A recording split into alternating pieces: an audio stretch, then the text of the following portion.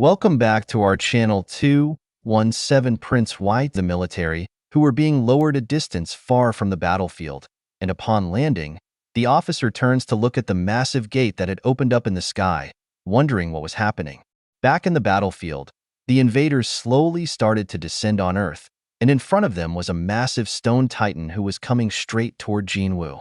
Seeing him alone, he mocks him, asking if he came here to take on a whole army all by himself, to which Jin-Woo tells him to look closer, asking if it really looks like he was alone. All of a sudden, a shadow appears from Jin-Woo that gradually starts to cover a massive amount of area, and from that darkness appeared the army of the monarch in all its glory. It was so epic that I got goosebumps while reading it myself. Back in the story, the massive titan's expression changed, and all his confidence faded away as he saw the army that was standing in front of him. And here's Jin-Woo saying, "Let's begin." The scene shifts to the USA White House, where the president was seen sitting in his office, terrified of the situation that was happening in the world right now.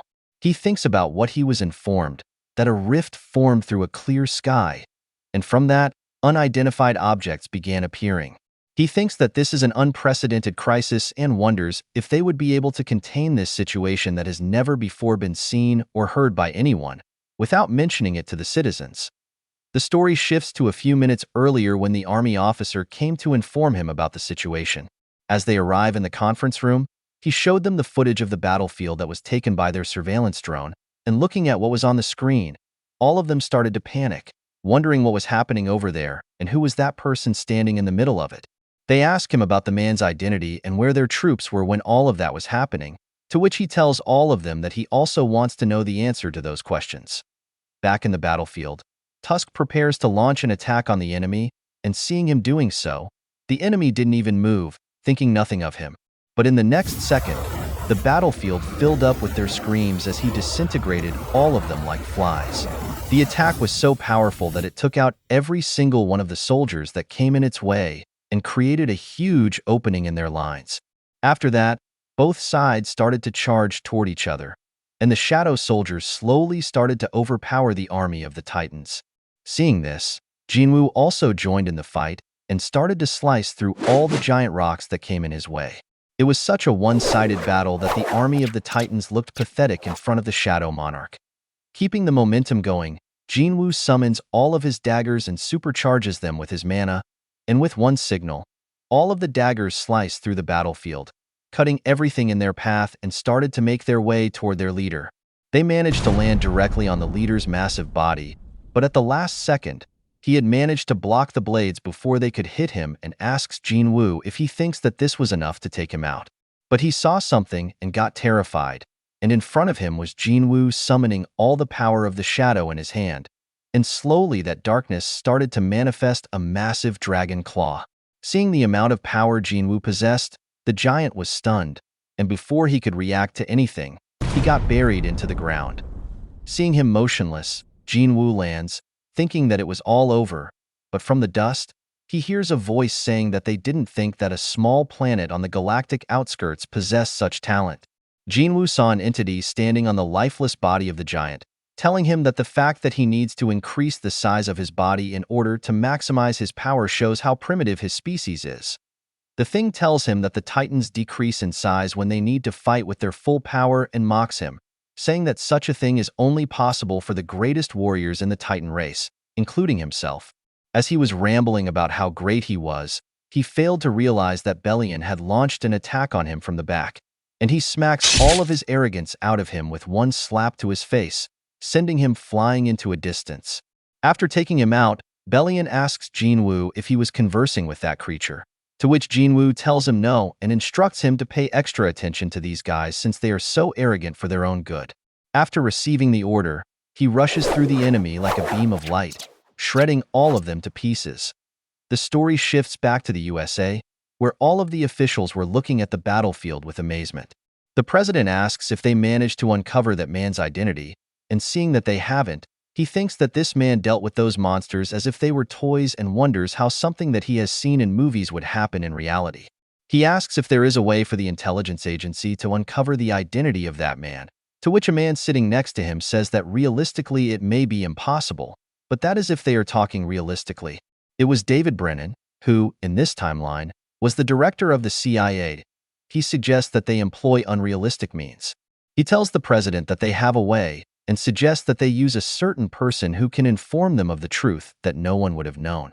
He was talking about Madame Norma Sellner, saying that just like before, she will guide them to the right answers. The story shifts to the day of the National Student Athletic Tournament, and we see Jin-Woo, along with his team, looking at something in surprise. He was looking at a muscular athlete who had also noticed him staring at him, but before he can ask him anything, he hears his coach asking why he wasn't prepping for the tournament. Meanwhile, Jin-Woo had recognized him as this person as Kim Cheol, otherwise known as Iron. Looking at Jin-Woo, his captain approaches them, asking Choi why he let a freshman enter his team.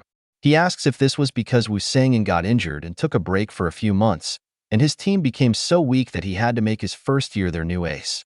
Hearing everything, Choi tells him not to underestimate him too much, as he won't be able to keep his jaw from dropping after seeing his skills. To which he informs Choi that, just like him, they also got themselves a freak of a freshman. Meanwhile, Iron, looking at Jin-Woo, started to sweat, wondering why he feels this overwhelming impulse to kneel before him, thinking that he was someone who was in the same year as him. So why was he feeling this way when he looks at him? He wonders if he is scared of this person.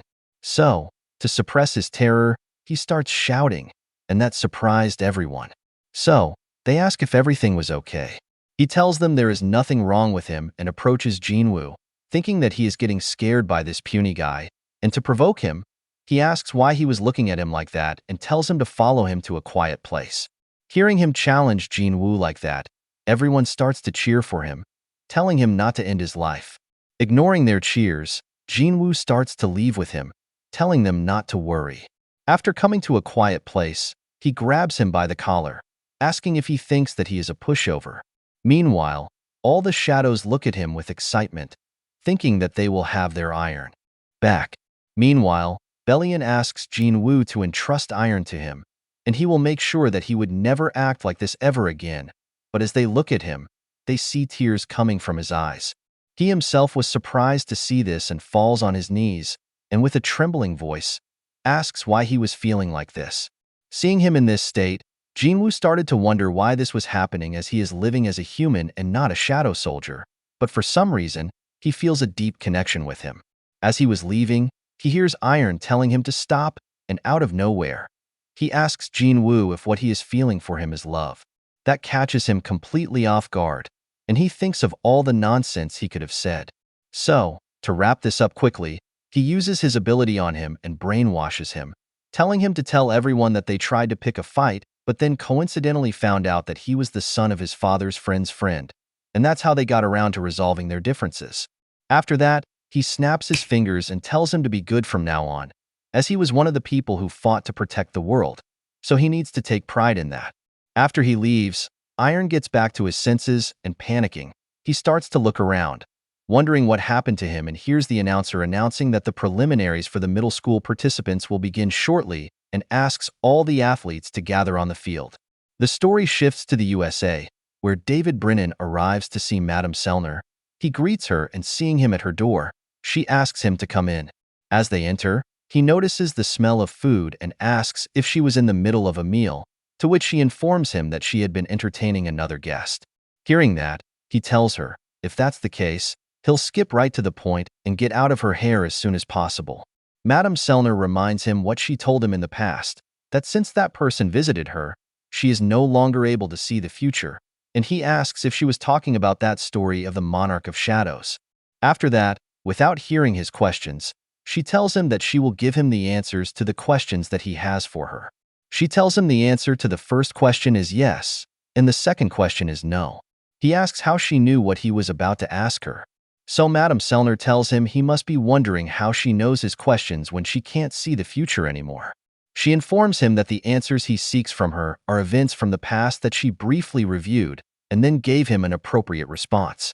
She asks if she has to provide a proper answer to his questions and tells him she knows about the person he wishes to figure out about. However, she will not divulge any information about them, and that surprised him. So, he asks the reason for doing so, as she should know what that person is capable of, so they can't just let someone like that run around unattended. She reminds him that he saw the footage of that day as well and asks what he thinks about it. David tells her he saw a single human who took not one step back while standing before those horrifying monsters. Though his powers were frightening, he definitely saved humanity and was surprised when she tells him this wasn't the first time something like that occurred.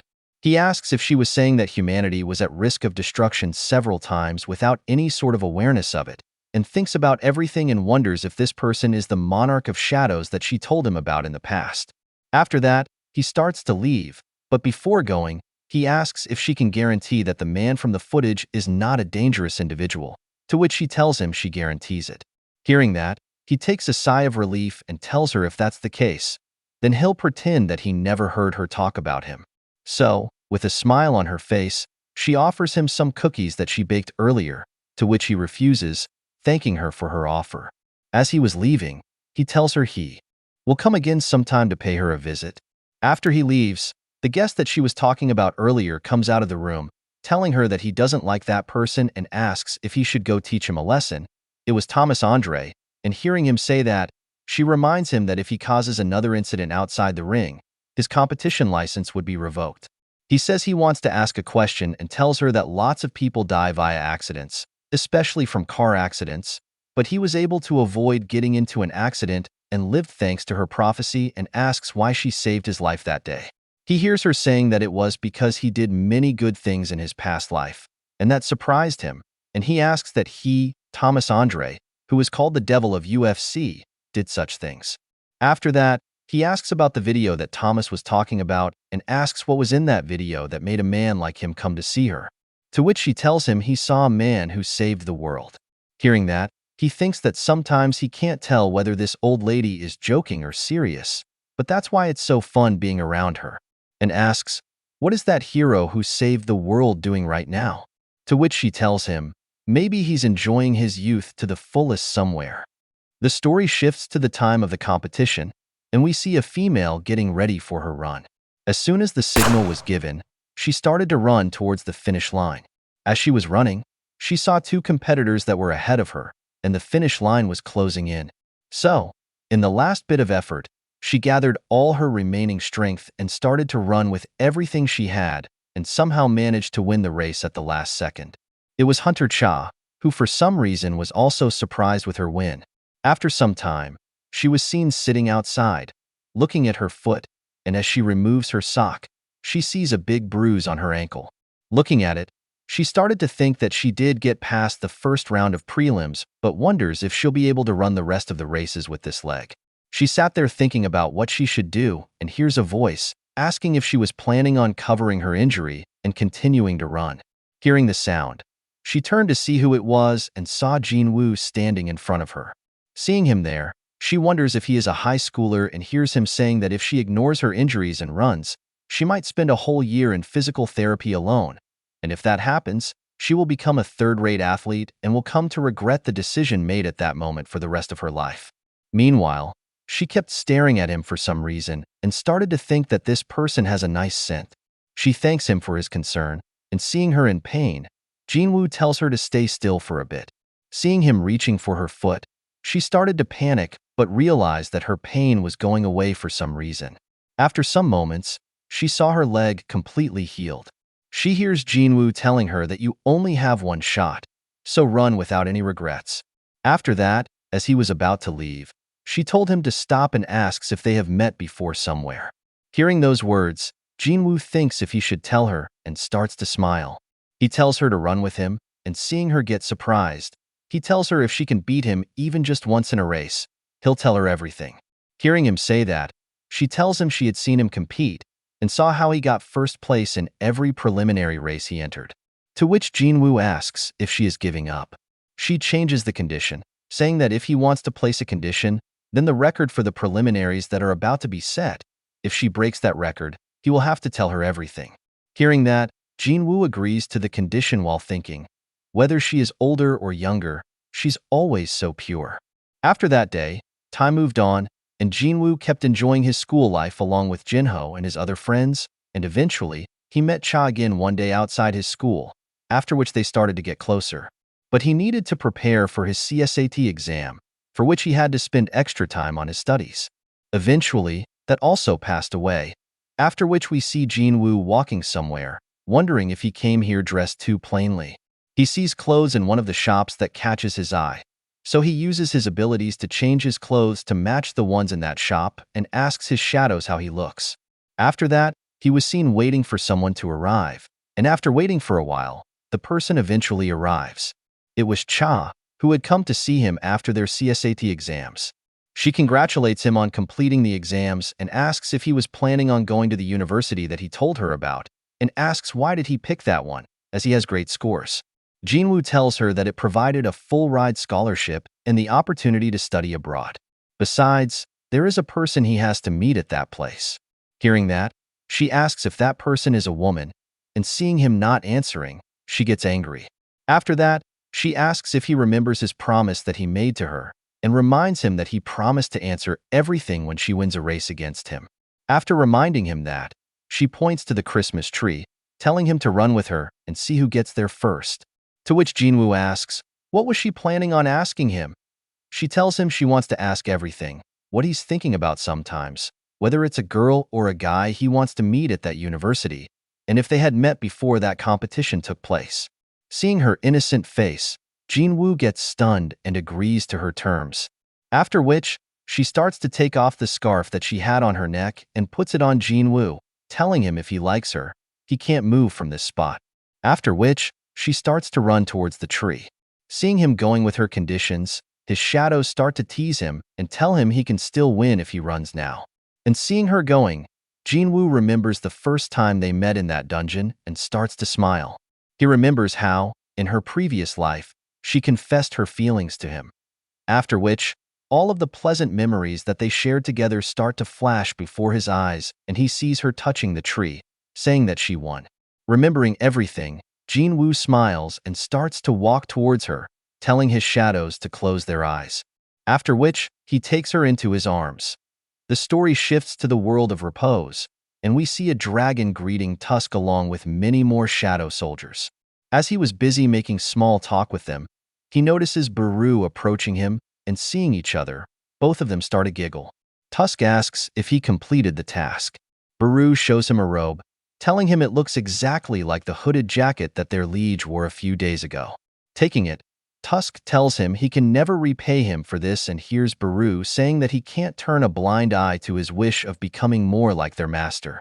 After putting it on, he tells Baru that he likes it so much that he is almost tempted to make it every magic soldier's duty to wear this robe. After which, he asks him about the orb that was given to him by Jin-Woo, asking wouldn't it be better to turn it into a staff and wield it rather than carry it around in his hand. He tells him it's a great idea and calls a dwarf, asking if he can entrust this with him to turn it into a staff, to which he agrees, saying that he is happy that he will get the opportunity to use the sacred wood that their liege bestowed upon them. After which, we are told about this world, that it's an infinitely vast place with close to 10 million soldiers residing here. Everyone lives here by assisting one another, and the soldiers are deeply connected to the mind of the monarch. As the power of the monarch becomes stronger, they begin to resemble the current monarch's mind. In other words, the soldiers who desired destruction and strived for such were starting to learn the humane side of things and gained many emotions that humans have. The scene shifts, and we see the soldiers going about their daily lives, where some were studying, others were training, and some just spending their time chatting. In this world, these soldiers began to develop non-existent characteristics and filled it with their diversity.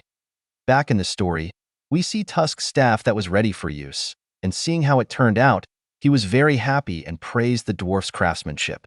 As they were doing that, they saw giant-type shadows approaching them, saying that the Grand Marshal Bellion told them to come to this place. Hearing that, Tusk understood that these were the magic users that were recently recruited by the Shadow Monarch. Seeing this, he decides to give a speech in front of them and tells everyone present in the room that from here on, he shall describe in detail what he had accomplished during the first battle that their great liege fought against the dragonkind, and every achievement he had accomplished in the rifts of dimensions. Just as he was about to begin, he hears a voice asking what was he loitering around here for. Hearing that, he asks who would dare to say something like that to him. But as he turns around, he sees Igris, and his tone instantly changes as he blurts out that he loves him. Igris gets surprised and tells him he is always thankful for his loyalty. After that awkward scene, he asks for the reason for him visiting and hears him saying that it's going to begin soon and asks if he doesn't think that all the soldiers above the general grade who closely serve the lead should cheer for him. Tusk was still confused, wondering what he was talking about, and follows him to see what it was. He gets shocked when he sees what he was talking about. He saw Jin-Woo and Cha finally meeting after so many years. Seeing this, he gets emotional while all the soldiers present in the room start to cheer for them. Igris, seeing their reunion, recalls the first time he met Jin-Woo, thinking that it was a strange dimension made from the power of the monarch, and his mission was to test him, who had entered there, since his master wanted to see if he was a human worthy enough to become his vessel. And upon receiving that command, he knew right there that this was the final order that his master had commanded him to do. Since he had lost interest in war after forgiving the rulers, he explained why he was showing this much interest in an insignificant human. So, as he received his final order, he couldn't ask for his intent or dissuade him. He could only answer that he would follow his orders. That was all he could do. Remembering that day, he recalled how he stood there alone in the strange dimension to test his qualifications, with most of his original powers sealed.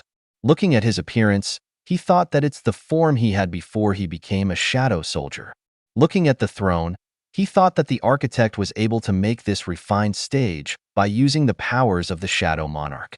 After which, he started to approach the throne, and upon sitting on it, he wondered if he was already here and said that he would be waiting for the one to be tested. After waiting for a bit in silence, a thought hit him and he started to panic, wondering if him acting this way makes him look arrogant and disrespectful towards his master. As that human, who will be tested, has the consciousness of the shadow monarch inside him, it would be a bit strange to show himself sitting on the throne before him. And seeing the door opening, he started to wonder where he should stand.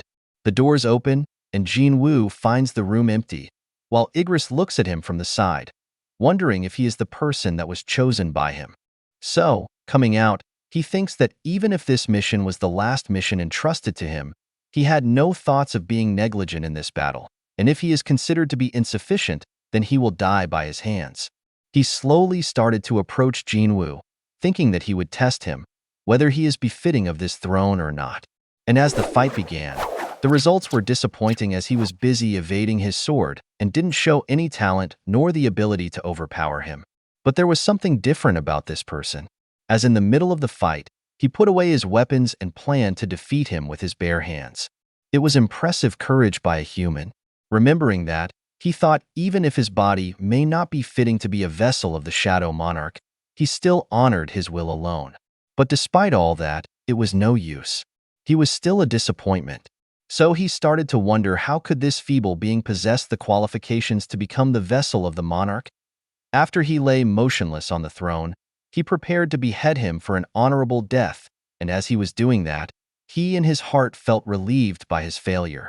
As if he does not possess the qualification to inherit the power of the monarch, then that means that he would be able to stay alongside his master for a bit longer.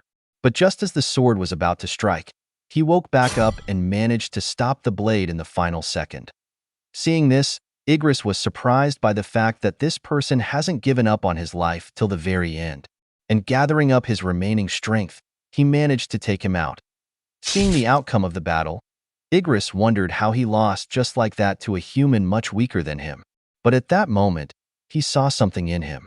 It was just a glimpse, but his gaze resembled that of the shadow monarch. As he sat there, he thought that the difference in the powers that both of them had was huge, since it was a test to confirm his qualifications, but he still lost. And wondered if it was because he was careless, or was it a miracle created by his tenacity of never giving up. But more importantly, he wasn't sure if he was supposed to be happy that his master's choice had been correct. Igris remembered that after he became his soldier, he was cherished by him. And there were a few moments when he was thankful for the kindness he had felt from him.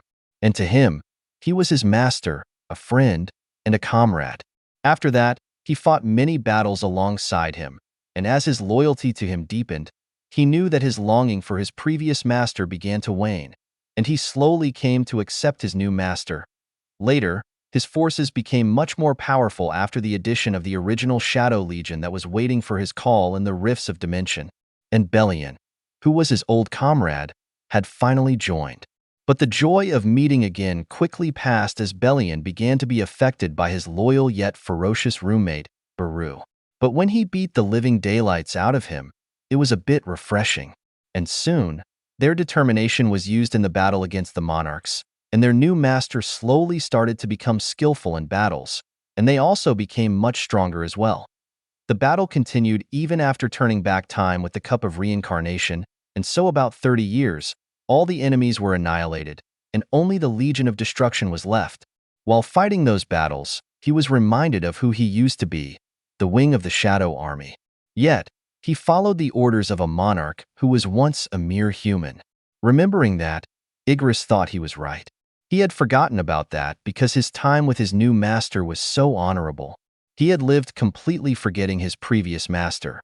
At the time when they met Wu, he wondered since when it was like this, that his previous master started disappearing from his mind, and heard Jin-Woo telling him that sometimes forgetfulness is a bliss, so he thought there wasn't any need to think too hard about this. As he did not forget his previous master, though Greed and Iron, who were overlapped with the time here, and their spirits had forgotten everything and were living their ordinary lives, he was still next to his master. His feelings for him were simply connected to his new master, as he is a knight, the sword of his master, and one of the wings who lead the Shadow Army. The story shifts back to the present, and we see him helping Jin-Woo with his study. Seeing that he was being helpful to him, he started to think that right now, he was the only one in his army who could assist him, not Grand Marshal Belian, who was as big as a mountain, or Commander Baru, who is only an insect. No matter how smart he is, only he, who graduated from the Knights Academy with top scores, could aid him right now. As he was thinking that, he hears Jin-Woo asking if he was sure that the answer to that question was really 2. Hearing that, he started to go through all the pages and sees that he was wrong about that. Seeing that, he apologizes, saying that he will strive more for his liege, after which they continue with the study. Looking at him, Igris thinks that since his master had stepped into a new battlefield, it seems that his glorified life will continue for a bit longer. Chapter end here. For more, like, share, and subscribe.